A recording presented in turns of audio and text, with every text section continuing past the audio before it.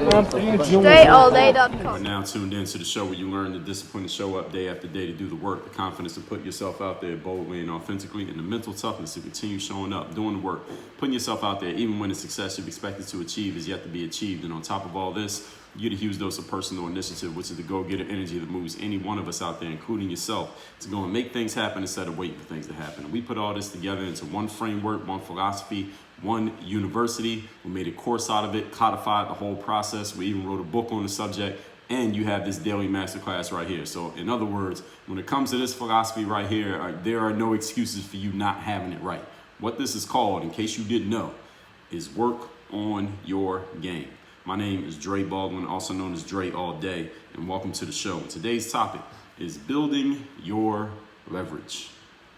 Building your leverage in your name, in your intellectual property, in the value of whatever it is you bring to the table, just in you, yourself, in your product.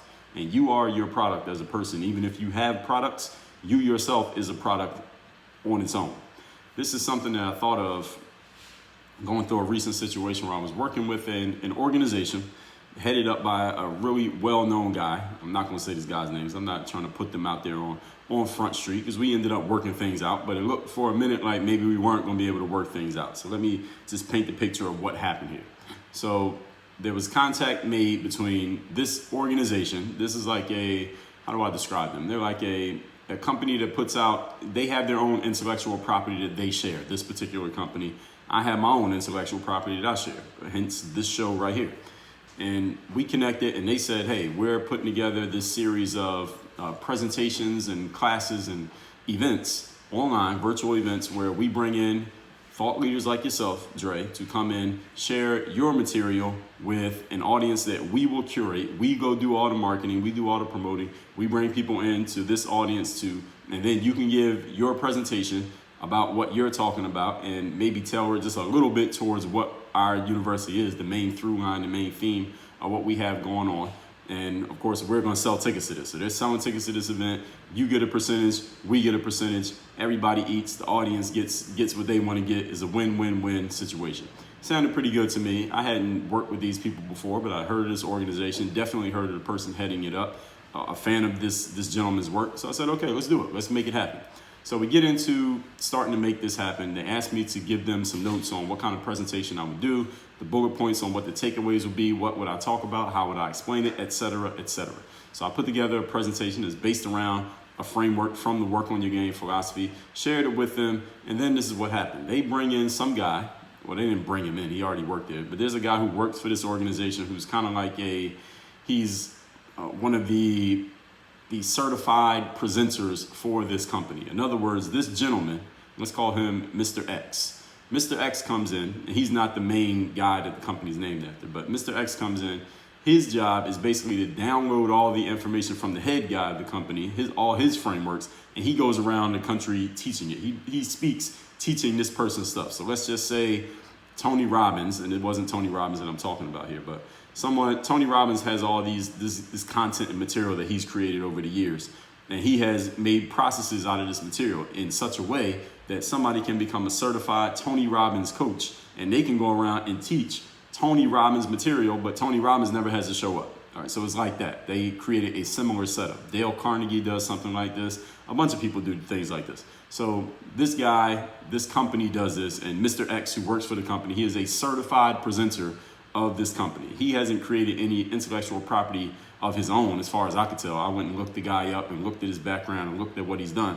Everything that I saw with his name on it was teaching somebody else's intellectual property. And I'm not saying that as if there's something wrong with it, but that's not what I do. I've created my own and I teach my own. This guy was teaching somebody else's stuff, and this is what he does as his full-time job. It seems as if he's a full-time employee of this company. So this gentleman comes in. This is in our email exchange. There's like 7 people on this email exchange.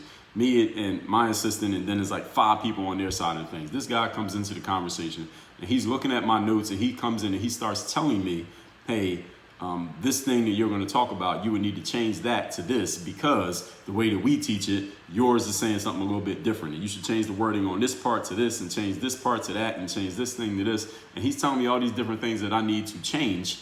And I immediately started thinking of everything that I just explained to you.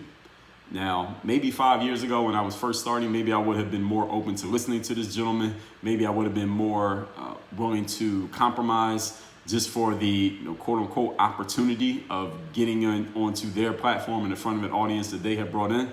But nowadays, when you're listening to this, and this happened in the fall of 2020, hell no. I was not open to doing that. I've already established my name. I've established my brand. I've established the value in what I bring to the table. I've established the credibility and the usefulness of my intellectual property and the frameworks that I've created. So for this gentleman, when he came into the conversation and he started telling me all these things to change, the first thing that I thought to myself was, okay, I know who the guy is that you work for, and you're not him. Now that guy his name is bigger than mine. He has more fans than me, he has a bigger audience than I have. But even if he had come in and tried to start telling me how I need to change my material to fit what he talks about, I would have told him the same thing that I told Mr. X, which was, I didn't say it in so many words, but let me just tell you the way that I did say it. Let's put it, that'd be a better way to explain it.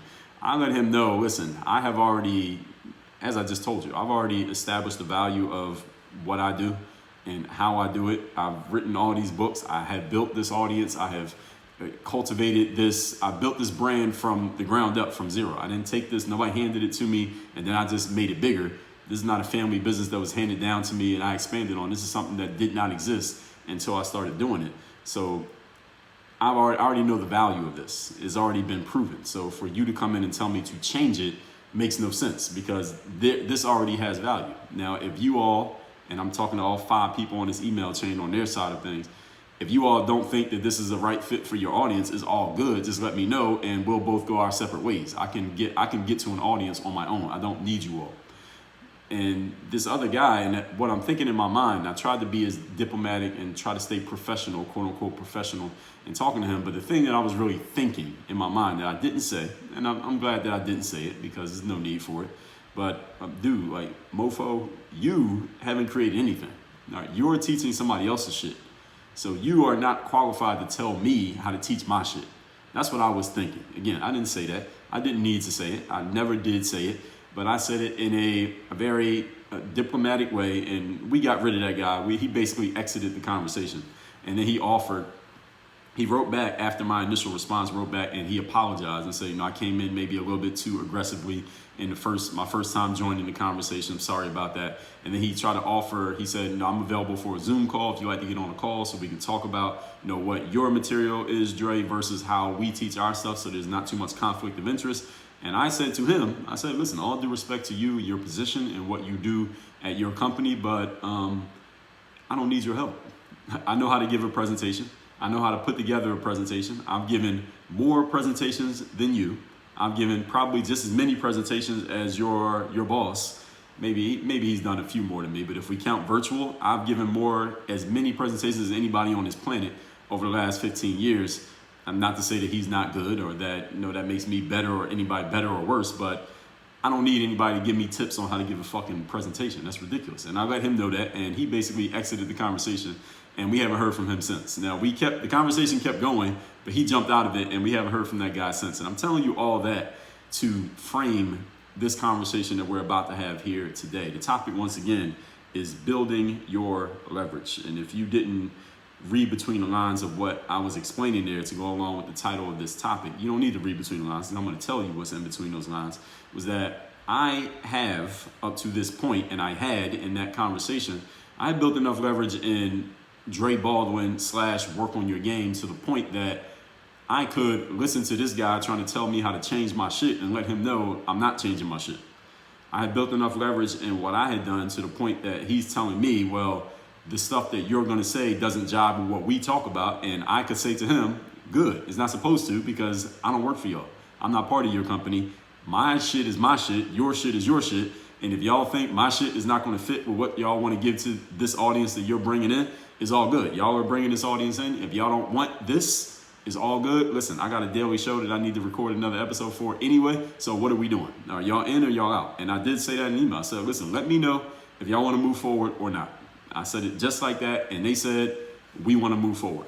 And I'm not telling you that to impress you, but to impress upon you and frame what we're about to talk about right here. So let's get into our points so I don't need to step on anything else that I'm going to share with you here today. The topic, once again, is building your leverage. Point number one, no matter what you do with or for other people. So if you're going to do something like what I just described, there's another person who has their own audience. They said, we're going to grab an audience. We're going to build up an audience. We're going to do all the work to bring in this audience. And all you had to do is show up and deliver to them. And then you can get a cut of the revenue that gets made. That was the deal that was offered to me. And I accepted it. And we did a couple presentations with this organization, at least as of this recording. Who knows if they're going to ask me to do another one? I might do another one. And the reason why, actually, let me, as a side note here, the reason why I said okay to doing a presentation with them is not necessarily because of the money, because the majority of the money with the revenue split they did, they get to keep the majority of the money, which makes sense. They're the ones who's bringing in the audience. They're spending all the marketing dollars. They're creating the infrastructure and doing everything. All I'm doing is showing up and delivering. So I get it. I don't have a problem with that. The reason why I said yes to it is because it would allow me to get my material in front of some people who otherwise would not have heard of me. It's really just trying to get some people over to the Work on Your Game audience that otherwise hadn't heard of me. That's the reason why I said yes to it. It's not necessarily because of the money. So, all right, that's the end of the side note. We're still on point number one. Here's point number one. No matter what you do with or for other people, if you're looking to build leverage in your own name and your own brand, especially those of you who are entrepreneurs, solopreneurs, freelancers, you must continually build up your own infrastructure and your own material. You must continually keep building on your own frameworks and your own stuff, even if you need to do it on the side, aside from what you're doing with or for other people. Always, always, always be working on this, at least in some capacity. Why is this? Because there will come a day when you will want to say no to someone else's offer. You will want to. Now, maybe you will be in a position to actually do it. Maybe you won't. But there will come a day when you will want to be like, you know what? I don't want to do things the way that you're suggesting that I do them. I don't want to say yes to the thing that you're asking me to do. I want to tell you to go to hell and kiss my ass. But if you have not built up your own infrastructure and created your own material and built your own leverage, you will not have the power to say so. You won't have the power to actually do it. You might be thinking it, but you can't do it. You will be handcuffed in this situation. If you haven't built your own stuff that gives you the FU power, FU standing for fuck you, if you don't have the fuck you power, whether that is leverage, whether it's money, whether it's established credibility, whether it's the power of your name, anything that gives you the leverage to be able to say, you know what, I'm good. I don't want to do what you're asking me to do. So here's where I'm standing. Here's where I'm planting my flag. I'm standing on this right here. Y'all can either take it or leave it. There are many times, and everyone who's listening to me right now, there have been times in your life when you have wanted to do this. There are times when you have wanted to say to somebody, no, I'm not agreeing to what you say. No, I'm not compromising. No, I'm not doing what you're asking. This is the way that I want things to go. You can take it or leave it. Everyone who's listening to me has had times in your life when you have wanted to say that. Some of you have been able to say it. Some of you have not. And the reason why you have not is because you haven't built enough of your own leverage to where you can. Maybe to the point that you can say, take it or leave it. And they say, you know what, we'll take it. It's okay. We won't want you to compromise anymore. It's okay, Mr. Baldwin, you can keep, we still want to work with you. Or they might say, you know what, all right, well, fuck you too. Go ahead and walk. And you can walk and you're good. You don't miss what you quote unquote lost from not dealing with those people. But if you don't have your leverage, then you'll never be able to have that conversation. And I want to tell you something. It feels great to be able to have that conversation. Even no matter what they say, just the fact that you're able to say it is a great feeling. But if you've never experienced that feeling, it's because you haven't built your leverage. But don't worry about that. I'm going to tell you how it's done. I mean, I've told you before. Well, don't worry. We're going to handle all that here today, okay? Kevin Hart, who is a famous comedian. I think everybody knows who Kevin Hart is. And I don't know when this happened. Was it 2019? It might have been in 2020. I don't remember. 2020 seemed like so many years combined into one. I can't even remember. But Kevin Hart was set to host the Oscar Awards. I believe it was the Oscars. And hosting the Oscar Awards, apparently for somebody in the entertainment industry, is a big deal. I don't watch the Oscar Awards, but I hear about it when it happens. So I remember Kevin Hart got named to host the Oscars. I saw it somewhere in passing, and everybody's like, yeah, Kevin Hart hosting the Oscars. Black guy hosting the Oscars. Apparently it was a big deal. I said, all right, great. Kevin Hart's going to host the Oscars. I didn't really care, but great for Kevin Hart. Now, what happened is, in this receipts culture that we have now, somebody, maybe a lot of somebodies, went to Kevin Hart's Twitter for whatever reason, who knows why, and dug up a whole bunch of old tweets of Kevin Hart's. And they found Kevin Hart back in like 2010, 2012, sometime around this time period, on Twitter. This is way before Twitter became Twitter. And he was saying a bunch of homophobic jokes on Twitter. He said something like, if I see my son playing with a dollhouse, I'll grab the dollhouse and smash it over his head and, hey, stop doing that, that's gay. In a funny type of way. I'd heard Kevin Hart say that as a joke on stage before. Now, mind you, Kevin Hart is a fucking comedian. I mean, his job is to tell jokes. Now, he had made these jokes on Twitter. Even if he wasn't a comedian, he had said something like that 10, 12 years ago, and knowing Kevin Hart's voice and the way that he talks, I would take it as a joke. And knowing that Kevin Hart's an actual comedian, I'd take it even 10x as a joke. But somehow, some way, in the culture that we live in now, this got turned into something toxic, and it started to spread and it started to go viral. These old tweets. Kevin Hart said some homophobic things 5, 6, 10 years ago on Twitter.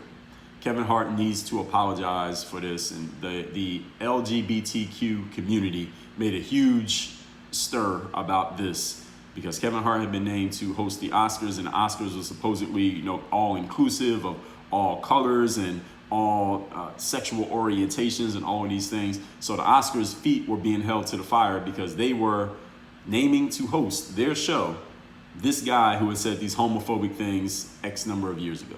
So the Oscars, because of this public pressure, this is the climate that we're in right now, and we have all created this. The Oscars, because of this public pressure, they went to Kevin Hart and they said to Kevin, you need to apologize publicly for those homophobic jokes that you made 10 years ago, or, we are going to have to replace you and find somebody else to host the Oscars. We're going to take away your hosting the Oscars in 2020 or whatever year it was that happened, if you don't apologize for a homophobic joke that you, a comedian, made on Twitter 10 years ago. That was the situation. Now, Kevin Hart said, I already have had those tweets brought up against me years ago. People already brought those up years ago when the whole movement of showing more respect to the LGBTQ community came up. And Kevin Hart said, I already addressed those tweets from back in the day. I already addressed that those tweets were homophobic and is not a good thing necessarily to make jokes about not homophobic people, but homosexuals in the LGBTQ community. I've already addressed those. I already apologize or whatever he needed to do regarding those tweets. And Kevin Hart said, I'm not apologizing again. I've already talked about that. I'm not going to keep apologizing over and over again for something like that that's already been dealt with. We're now in 2020 or maybe 2019, whenever this happened. I'm not doing it again. That's what Kevin Hart said. Kevin Hart put his foot down and said, I am not going to go. And then what the Oscars wanted him to do, because he was the host of the Oscars, I suppose the way that it works when you get called on to host the Oscars is that you go on like a media tour. You go on all these news shows and you get to talk about what an honor it is and how great it is, and they get to ask you the questions, and you just go on the dog and pony show. So Kevin Hart was going to go on a media tour as the Oscars host, but because these old tweets have been brought up against him, it was very obvious that the media tour would basically be everyone bringing up these old tweets and him having to apologize on CNN, apologize to the New York Times, apologize on NBC, apologize on The View, apologize on Ellen, apologize on every TV show, apologize on every show out there about these old homophobic tweets that he had posted. Kevin Hart said, I'm not doing it. I've already apologized. I've already dealt with that. It's old. I'm not bringing it up again. That's the deal. Oscars, people who host the Oscars, the committee who chose me as the host, this is the deal. I'm not doing it again. Y'all can take it or y'all can leave it. And the Oscars, apparently what happened, again, this is according to what I could get from the story. The Oscars said, okay, Kevin, then we're going to have to find someone else to host the Oscars. And Kevin Hart, I saw him post this on social media. They said, all right, then you can't host the Oscars. And Kevin Hart said, all right, cool. I own my own company. I think it's called Heartbeat Productions. I own my own production company. I make my own movies. I make my own documentaries. I book and arrange my own comedy shows. I'm the biggest person in comedy right now, or he's at least one of the top 5 biggest people in comedy right now. I don't need the Oscars. I mean, the Oscars is not like the Oscars pay him to do the show anyway. It's just the mark that gets to go on your resume. Kevin Hart's like, I don't need to host the Oscars. It would be great to do it, It'd be a great mark on my resume. It's something that I've always wanted to do, but I don't need the Oscars, so I'm good. So Kevin Hart said, Kevin Hart had the FU leverage, money, material, fame, notoriety, whatever you want to call it, the leverage to say, fuck you to the Oscars, and which is exactly what he did. And according to what I heard, the Oscars, all right, they said, all right, Kevin Hart won't be hosting anymore. So the LGBTQ community got a victory, I suppose, if you want to call it that, because they got rid of this homophobic person from 10 years ago, allegedly. And allegedly homophobic, that is. I mean, he said some homophobic tweets. He did post those, but I looked at them as jokes. But anyway, forget all that. We're not here to litigate that. The Oscars then went and tried to find someone else to host. Who's going to replace Kevin Hart as the host? And this is according to what I heard. They couldn't find anyone else to host the Oscars. They couldn't find anyone that they liked to host the Oscars. So they end up circling back to Kevin Hart and said, hey, Kevin, sorry, but we're sorry to tell you that you couldn't host, but we haven't found anyone better. So would you reconsider hosting with us anyway, even though you're not willing to apologize? Would you still be the host of the Oscars? And Kevin Hart said no. He said, no, fuck y'all. I don't need you. I got my own leverage. I don't need whatever it is that you're offering. And I'm telling you all that story to tell you this. When you can put yourself in the position of Kevin Hart, and I tweeted about this when it happened, if you can put yourself in a position to where you can sell your own goods, where you can sell yourself, you can sell your own material, you can get your own stuff out there into the world, you don't need to bend the knee, as they say, to whatever powers that be that are telling you this is what you need to do. And this is the way that you need to go about things, and this is the way that you need to apologize, or you need to say sorry for something that you said a long time ago, or these are the parameters that we're giving you. You're either in or you're out. And Kevin Hart was able to say, you know what, I'm out. This is where I'm standing, because he had built his own leverage. There's nothing wrong with being able to dip into other audiences. Nothing wrong with Kevin Hart would love to have done the Oscars. It'd be great for me to do the presentation, the event that I was going to do with this other company, which I did end up doing.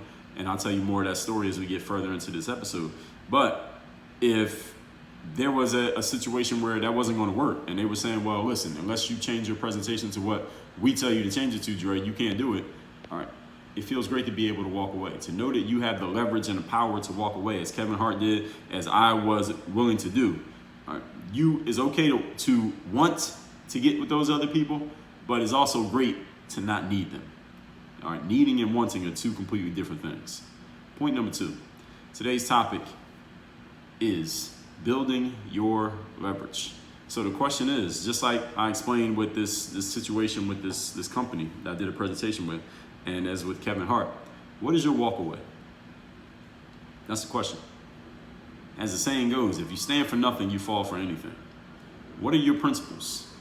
Because the principles are what guide your decisions, so that you don't have to think about whether to do something or not to do something. For example, if you decide you're going to go outside and run a few miles every morning, you don't need to think about whether you're going to do it or not when you see it is raining outside, because your principles are you run every day. The principles are I run Monday, Thursday, and Saturday, and it's raining on Thursday. That doesn't mean you move it to Friday. It means, okay, now I'm just going to be running in the rain because it's Thursday, which means I'm going outside and running.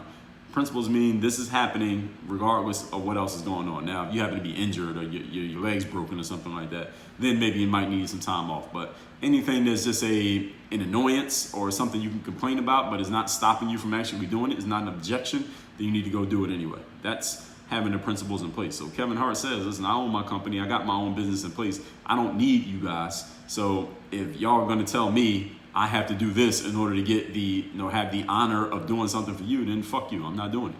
What is your walk away? In any negotiation, ladies and gentlemen, the number one thing you need is leverage. And the most powerful leverage that any of us can have in a negotiation is our willingness to walk away from the table if the other side doesn't give us what we want. That's leverage.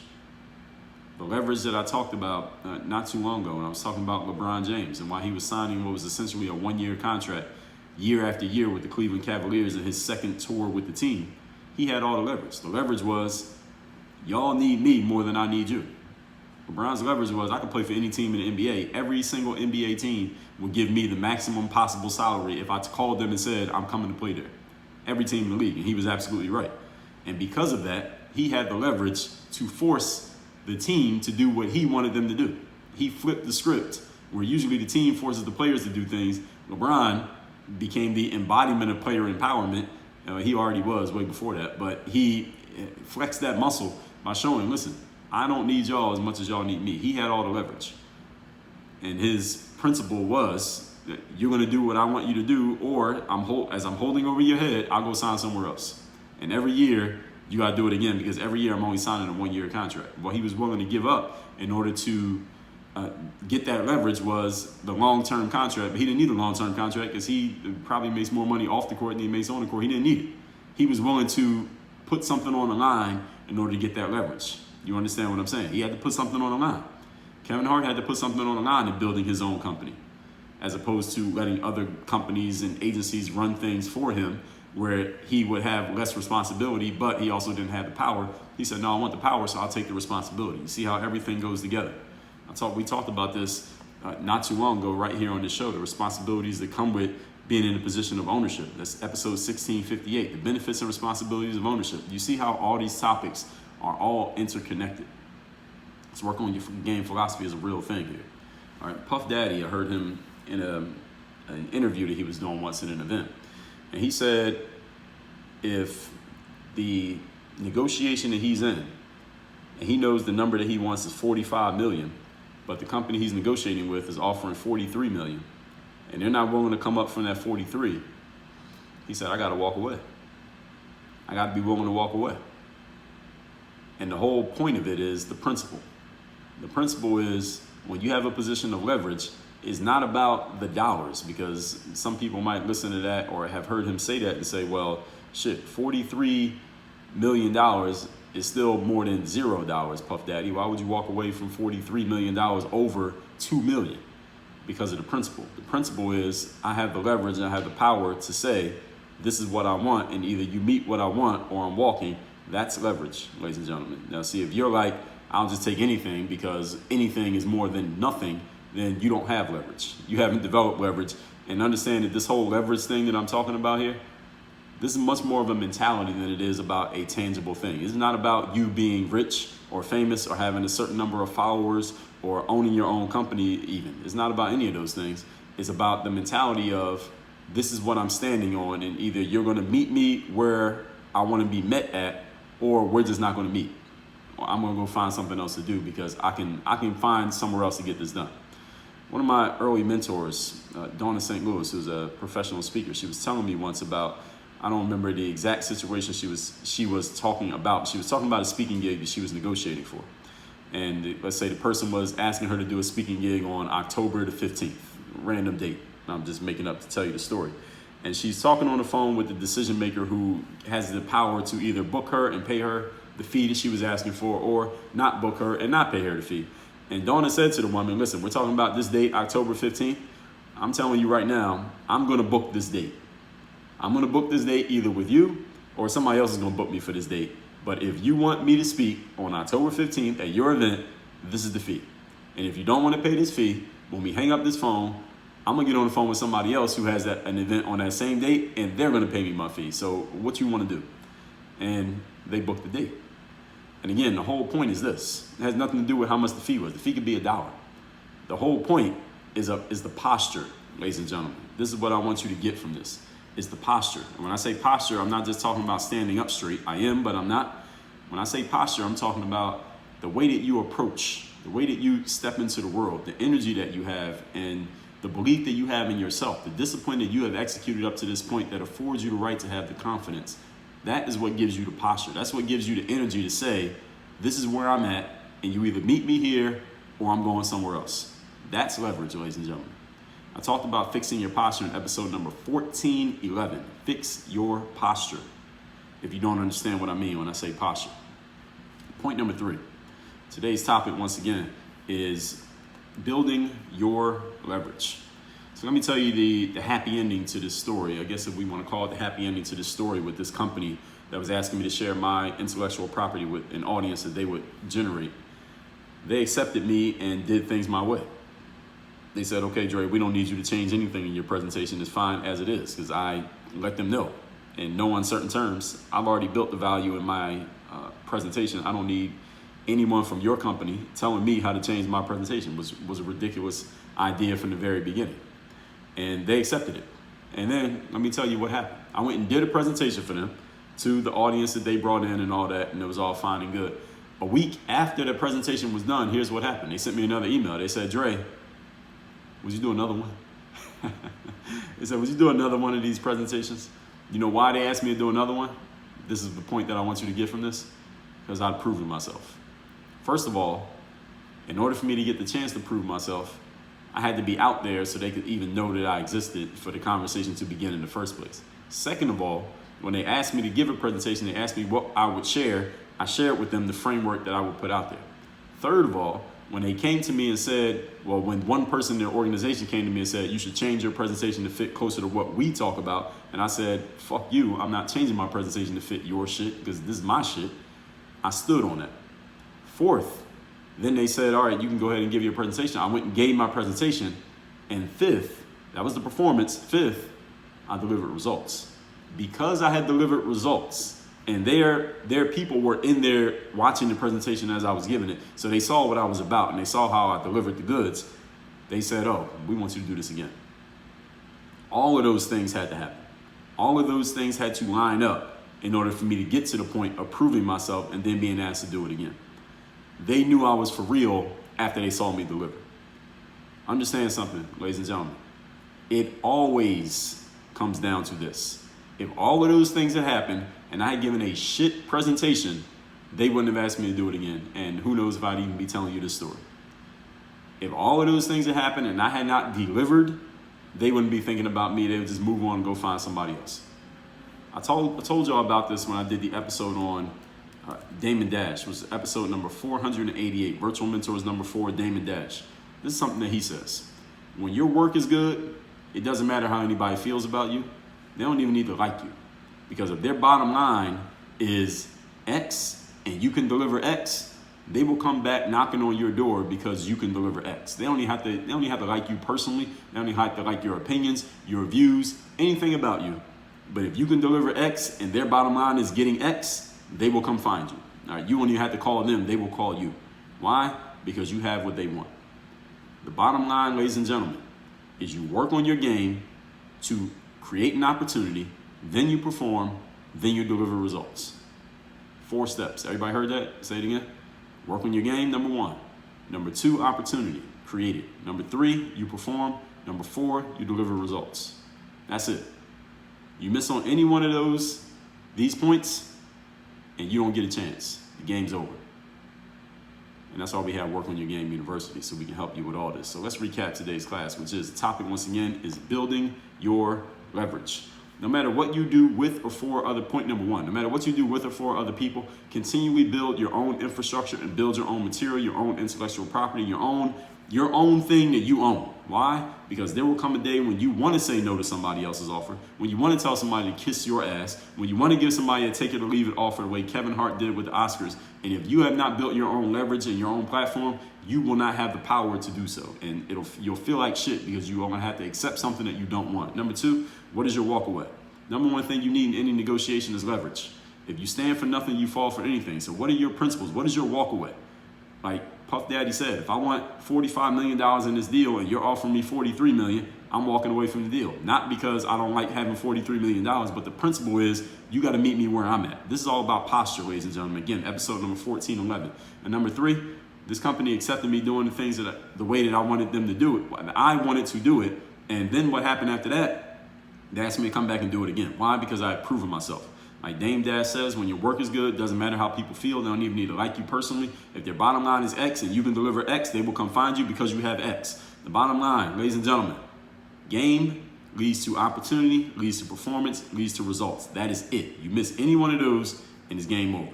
You want to learn how to, first of all, develop your game, then create opportunities so that you can get out there and perform, show your game, and actually get paid for your game, get a return on investment for the work that you've put in. Then you're speaking our language. You need to join us at Work on Your Game University at workonyourgameuniversity.com. Work on your game. Dre all